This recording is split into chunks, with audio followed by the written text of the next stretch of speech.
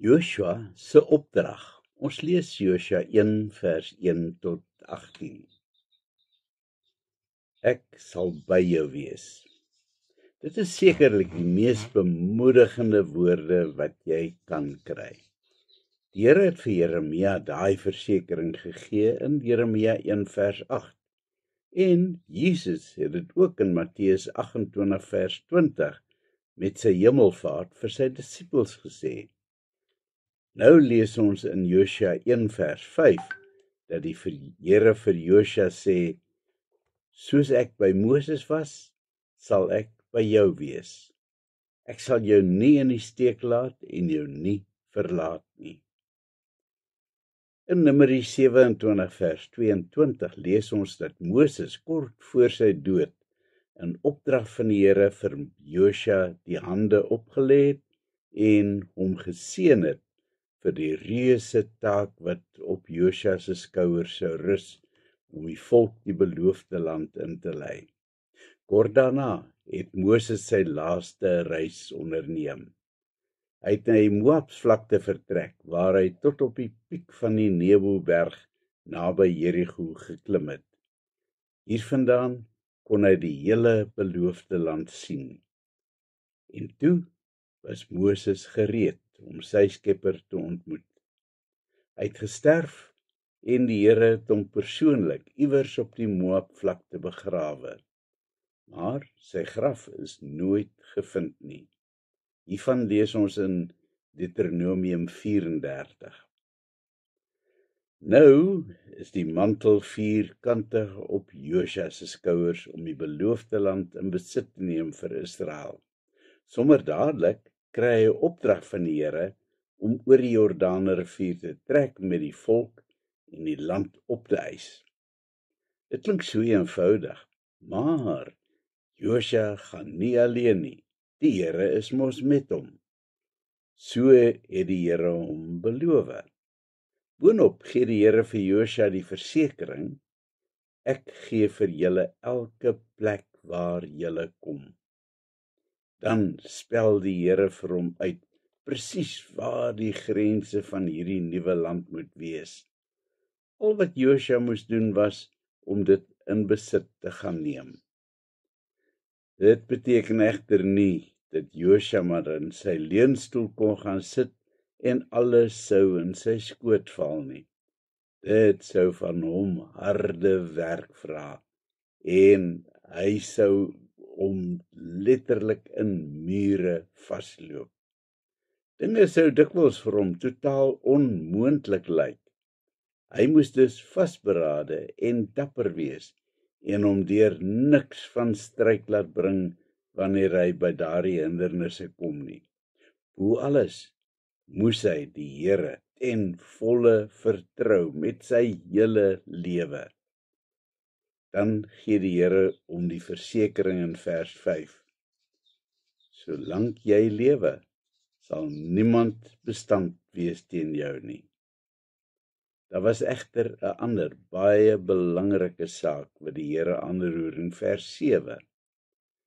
Wees net baie dapper en sterk, sodat jy die hele wet van Moses, my dienskneg, jou beveel het, nougeset uitvoer. Moenie links of regs afwyk daarvan nie, sodat jy sukses kan behaal oral waar jy gaan. Die wet van die Here moet die rigsnoer wees vir hulle lewens, so ver as wat hulle gaan. Tydens die groot trek het die ou voortrekkers hulle Bybel in die wakes gehad, voor op die waans. Dit sou die rigsnoer word vir hulle lewens, wanneer hulle die vreemde intrek. Hoe kan dit ook anders? Vandag kan geen gelowige die lewenspad ander sonder daardie belangrike rigsnoer vir ons lewens nie. Maar jou Bybel moet nie maar net in jou wakes bly lê nie. Dit moet gebruik word. Jy moet dit deel van jou alledaagse lewe maak. Ons kan nooit genoeg kry van God se woord nie. Wanneer Josua die opdrag van God kry om die land in te neem, spandeer hy nie eers maande met voorbereidings en beplanning nie. Hy gee opdrag aan sy beamptes om die woord onder die volk te gaan versprei. Kry padkos gereed. Oor 3 dae trek ons die land binne. Oor 3 dae? Dis sommer nou. Josua laat nie gras onder sy voete groei nie. Maar eers is daar 'n klein probleempie wat uitgesorteer moet word. In Numeri 32 lees ons van 3 stamme, Ruben, Gad en Manasse. Hulle het groot troppe vee gehad en hulle moes plek kry om die vee te laat wei. Moses het vir hulle grond gegee aan die ooste kant van die Jordaan. Nou is hulle bekommerd dat hulle hierdie grond sou verloor wanneer hulle in Kanaan intrek. Josua besluit om 'n vergunning te maak. Hulle kon die grond behou op voorwaarde dat hulle eers moes gaan help om Kanaan te verower. Hulle vee, vrouens en kinders kon egter op die grond agterbly. Die manne stem in en boonop sou hulle sommer die voorste linie vorm van die invalsmag. As gelowiges is ons deel van 'n span wat moet saamwerk. Dit begin in my gemeente, waar ek nie maar 'n kliek vorm met my ander selgroeplede nie, maar waar die span die hele gemeente is.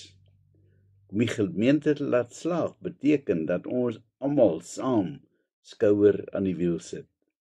As een van die ander groepe iets aanpak, ondersteun almal om dit te laat slaag. Maar dit gaan veel verder as net ons gemeente. Ons is deel van 'n baie groter span wat al die ander denominasies insluit. En dit maak nie saak of die ander span swart of bruin of pink is nie. Ons is almal deel van die eenheid. Almal is sommer dadelik opgewonde oor hierdie nuwe avontuur en ek kan my indink hoe daar in die kamp van die Israeliete rondgeskarrel is om alles betyds op te pak en gereed te kry. Hulle het immers 40 jaar gewag vir hierdie groot dag. Kom ons bid.